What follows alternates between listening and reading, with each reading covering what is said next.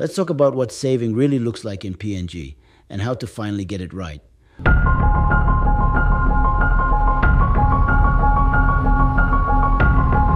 They think they're saving, but most Papua New Guineans are getting it all wrong.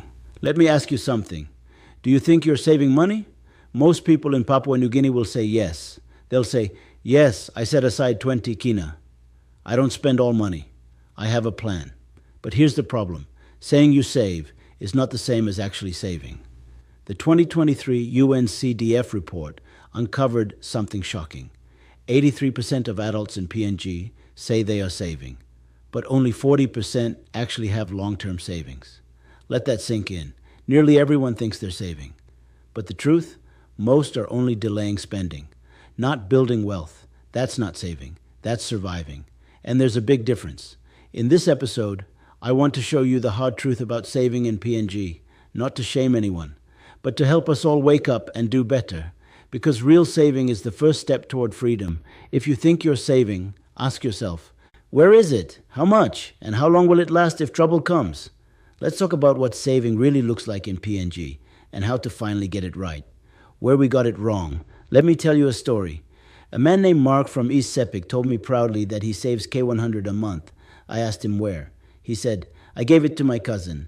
He is a strong person and will look after it. That's his version of a bank. 3 months later, his cousin needed school fees for his sister. He dipped into Mark's savings and spent the whole 300 Kina. Now Mark has nothing. This isn't just Mark's story, it's PNG's story. We confuse not spending with saving. We call our leftover coins savings. We give money to relatives and think we're investing. We keep cash under the mattress and hope for the best.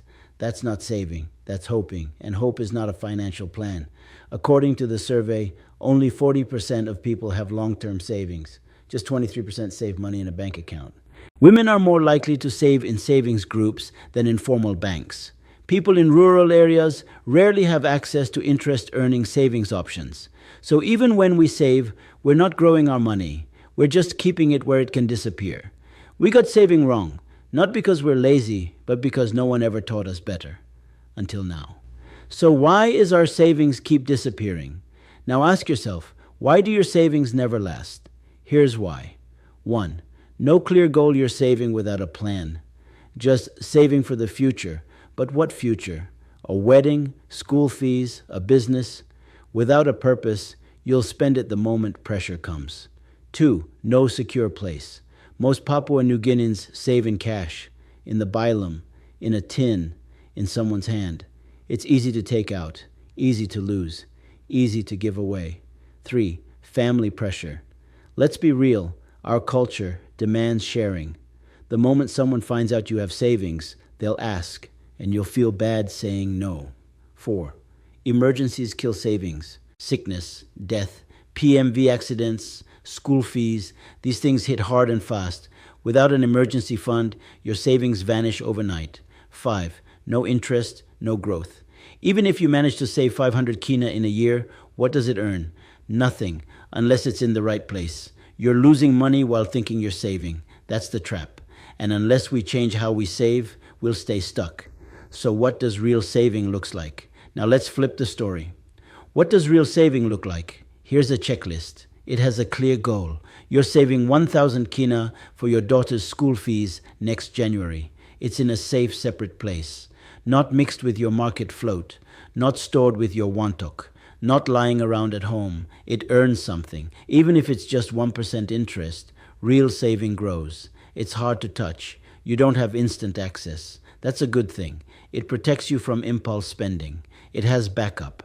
If your phone is stolen or the app crashes, you can still recover your funds. Let me give you an example. Agnes, a market vendor from Madang, started using Mi Bank's savings wallet. She saved 10 Kina every market day. Her goal? Buy a freezer. She didn't trust herself to hold the money, so she used an account that locked her funds for 3 months. Guess what? After 6 months, she had enough to buy the freezer and now sells cold drinks too. That's real saving. It's not about how much you earn. It's about how you manage what you already have. Now, what are the real barriers to saving in PNG? We can't talk about saving without naming the real barriers. According to the report, here's what's holding people back. 1. Distance from banks. 59% of rural PNG adults don't live near any financial service point. It takes hours to reach an ATM or agent. 2. Lack of trust. 69% of people don't trust digital financial tools. They fear scams. They fear losing access. They've heard horror stories. 3. No financial literacy. Most people don't know how interest works. They've never seen a savings plan.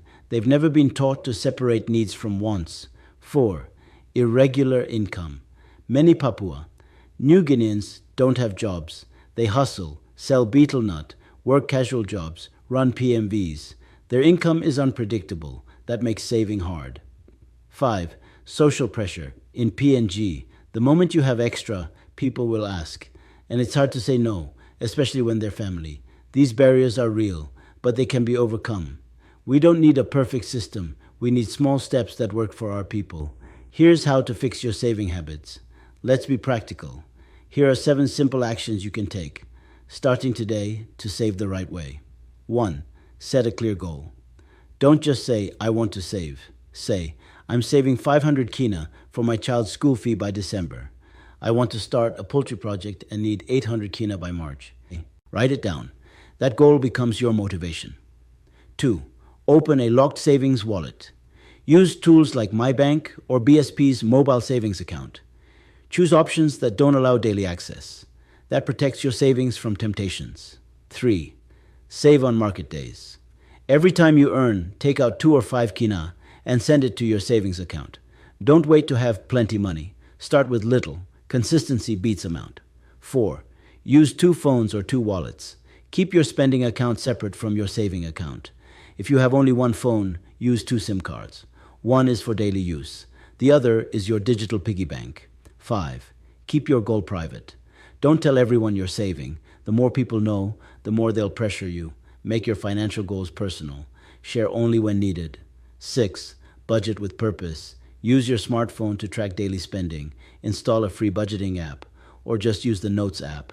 When you see where your money goes, you'll start keeping more of it. 7. Learn before you earn. Watch Kina Talk. Read short tips. Ask questions at your local bank. Financial literacy is not for the educated. It's for the hungry, the willing, the ones who want better. So let's go back to the question. Are you really saving? Or are you just holding on to money until it disappears? Here's the truth. If you don't know exactly how much you have, where it is, and what it's for, you're not saving. You're surviving. And surviving is not enough. You were made for more. Saving isn't just about money. It's about freedom. The freedom to say no when someone pressures you. The freedom to start a small business without begging.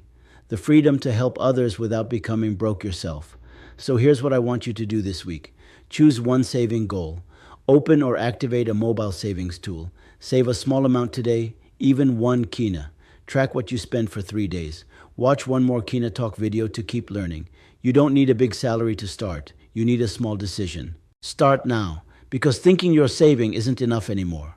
It's time to actually do it. Connect with us on this journey to master your money. Subscribe and click the bell icon to be notified once we post new exciting videos to help you achieve financial freedom.